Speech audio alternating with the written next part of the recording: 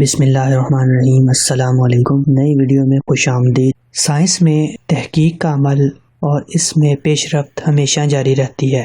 انسان نے خلا کی طرف جانے کا عمل تو بہت عرصہ پہلے شروع کیا تھا، لیکن پھر ایک خیال جو سائنسدانوں کے ذہن میں آیا وہ یہ تھا کہ انسانوں کو مستقل طور پر خلا کے اندر ٹھہرا کر خلا میں موجود بنائی گئی ایک لیب کی مدد سے مختلف تحقیقی عمل کو آگے بڑھایا جا سکے۔ اس مقصد کے لیے انٹرنیشنل اسپیس اسٹیشن کا قیام اور اس کا ایک آئیڈیا وقوع پذیر ہوا۔ انٹرنیشنل اسپیس اسٹیشن، جس کو ISS کے نام سے بھی جانا جاتا ہے، یہ ایک مصنوعی سیٹلائٹ ہے جو کہ زمین کے گرد 400 کلومیٹر کے آربٹ میں لوئر آربٹ کے اندر حرکت میں ہے۔ اس منصوبے کے اوپر دنیا کے مختلف ممالک کے سائنسدان کام کرتے ہیں۔ اس اسٹیشن کو بنانے کے لیے سب سے زیادہ اہم کردار American agency NASA, European space station agency اور اس کے علاوہ بہت ساری مختلف ممالک کی ایجنسی نے اہم کردار ادا کیا۔ 1990 کے دوران اس پروجیکٹ پر عملی طور پر کام شروع ہوا۔ 8 سال کی طویل جدوجہد اور محنت کے بعد نومبر 20، 1998 کو انٹرنیشنل اسپیس اسٹیشن کو اس کے آربٹ میں لانچ کیا گیا۔ انٹرنیشنل اسپیس اسٹیشن کی حرکت کرنے کی سپیڈ 27,600 کلومیٹر پر آور ہے۔ ISS کو اسپیس میں لانچ کیے ہوئے تقریباً 22 سال کا عرصہ ہو چکا ہے۔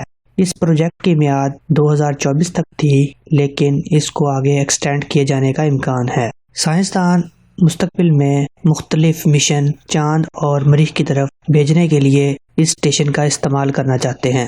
ISS کو کینیڈی اسپیس سینٹر سے آربٹ کے اندر لانچ کیا گیا۔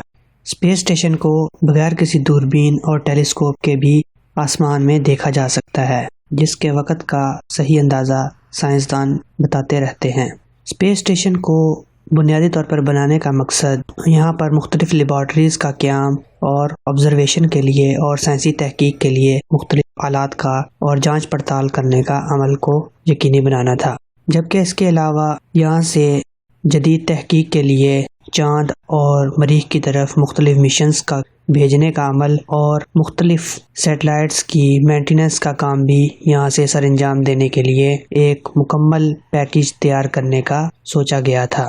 یہ وہ مصنوعی سیٹلائٹ ہے جس کے اندر انسانی اجسام بھی موجود ہوتے ہیں۔ ISS کو آپریٹ کرنے کے لیے 3 لوگوں کا کرو ہمیشہ پرماننٹ اس کے اندر موجود رہتا ہے، جبکہ 7 مزید لوگ مختلف تحقیقات کے لیے اس میں قیام کر سکتے ہیں۔ اسپیس اسٹیشن کے اندر مختلف قسم کی لیبارٹریز، جن کے اندر astrobiology, astronomy, physical sciences, material sciences, space weather, meteorology اور ہیومن ریسرچ وغیرہ شامل ہیں۔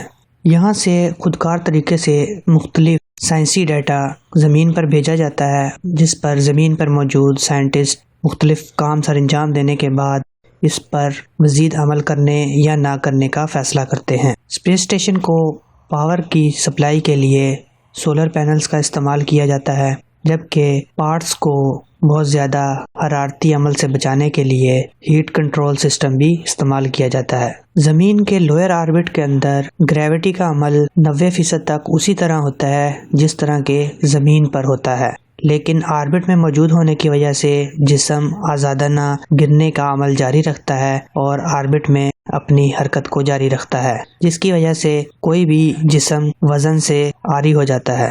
مستقبل میں سائنسدان اس اسپیس اسٹیشن کو کمرشل مقصد کے لیے بھی استعمال کرنے کا سوچ رہے ہیں۔ کچھ سال پہلے تک 2 اسپیس اسٹیشن فضا کے اندر موجود تھے۔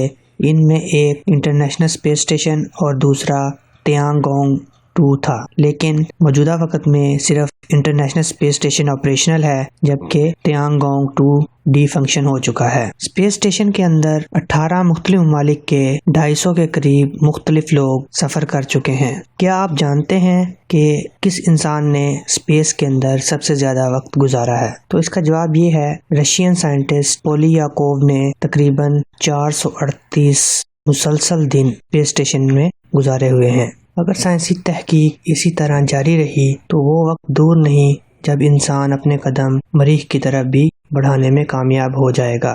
امید ہے آج کی ویڈیو آپ کو پسند آئی ہوگی۔ پسند آئی ہے تو اسے لائک کریں، کامنٹ سیکشن میں اظہار کریں، چینل کو سبسکرائب کریں اور زیادہ سے زیادہ شیئر کریں۔ شکریہ۔